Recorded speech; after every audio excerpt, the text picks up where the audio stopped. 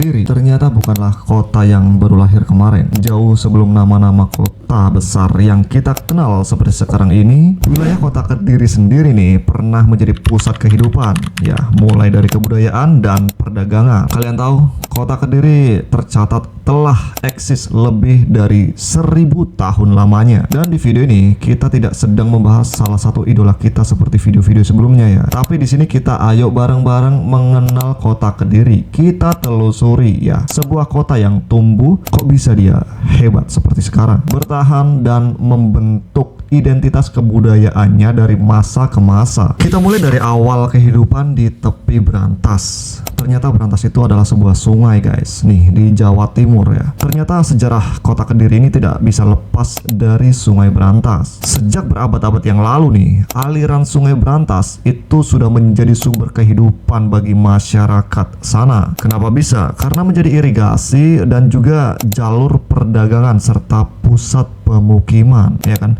Kalau ada sungai kan jadi kayak strategis gitu untuk orang zaman dulu ya. Dalam berbagai catatan sejarah nih, wilayah kota Kediri sudah dihuni jauh sebelum terbentuknya kerajaan besar ya, karena letaknya itu tadi strategis, menjadikan kawasan ini sebagai salah satu pusat peradaban di Jawa Timur. Kita coba tengok ke masa Raja Erlangga ya. Di masa itu nama Kediri itu sudah mulai tercatat jelas, tepatnya di abad ke-11, yaitu masa di mana setelah membagi kerajaan menjadi dua, dan wilayah Kediri ini ternyata berkembang pesat mulai dari pusat pemerintahan dan budaya. Sejak masa inilah Kediri tidak hanya dikenal sebagai wilayah yang agraris, tetapi sebagai pusat sastra dan pemikiran. Salah satu warisan penting di masa ini adalah berkembangnya karya-karya sastra Jawa kuno yang kelak atau pada saat ini mempengaruhi budaya Jawa. Tahu nggak? Sekarang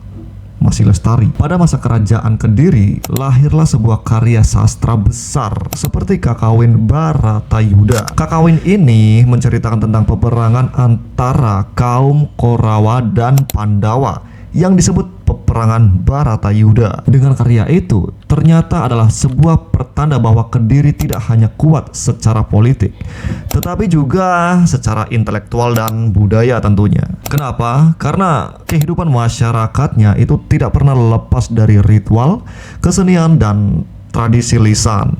Seperti apa contohnya? Itu semua tertuang pada budaya tutur, tembang, dan ya pertunjukan rakyat yang tumbuh serta diwariskan dari generasi ke generasi. Jejak inilah yang masih terasa dalam kehidupan Kediri hingga sekarang. Dan kita coba ke masa berikutnya ya, masa perubahan dari kerajaan ke kolonial. Kediri mengalami berbagai perubahan kekuasaan dari kerajaan-kerajaan Jawa hingga masa kolonial Belanda. Kediri sendiri berkembang menjadi wilayah perdagangan dan industri. Tahu nggak kenapa? Karena hadirnya perkebunan tebu dan pabrik gula. Dan tahu nggak? Ternyata pada masa ini wajah kota Kediri itu mulai berubah. Tapi ya, kehidupan masyarakat tetap berakar pada tradisi lokal. Keren kan? Ya, di tengah-tengah perubahan zaman seperti sekarang contohnya, budaya Kediri tetap hidup. Kenapa bisa? Karena melalui kesenian rakyat, pertunjukan wayang, dan tembang Jawa, serta tradisi-tradisi lokal. Tidak hanya di sebuah titik di Kediri,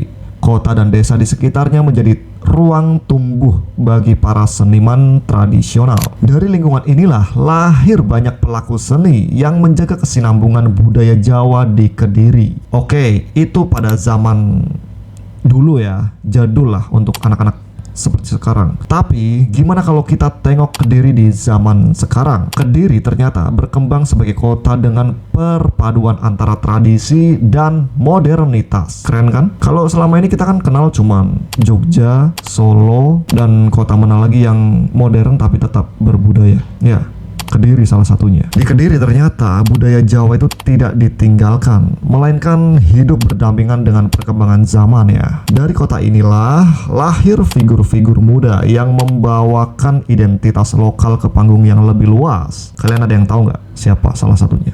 Tentu idola kita yang sudah aku bahas sebelumnya, Seperti Niken Salindri, dia adalah sinden muda yang lahir di kota Kediri. Selain dia, mungkin banyak seniman ataupun tokoh lain yang membawa nama daerahnya melalui jalur budaya dan seni.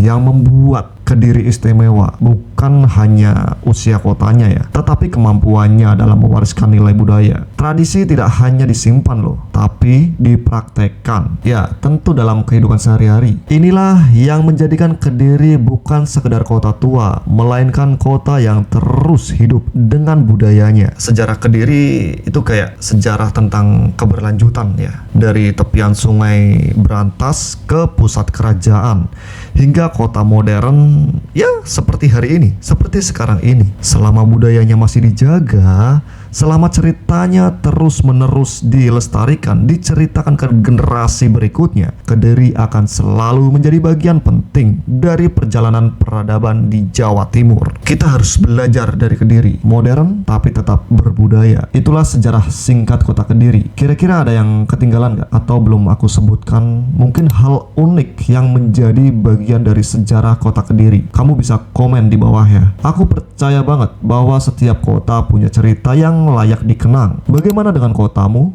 Sampai jumpa di videoku berikutnya.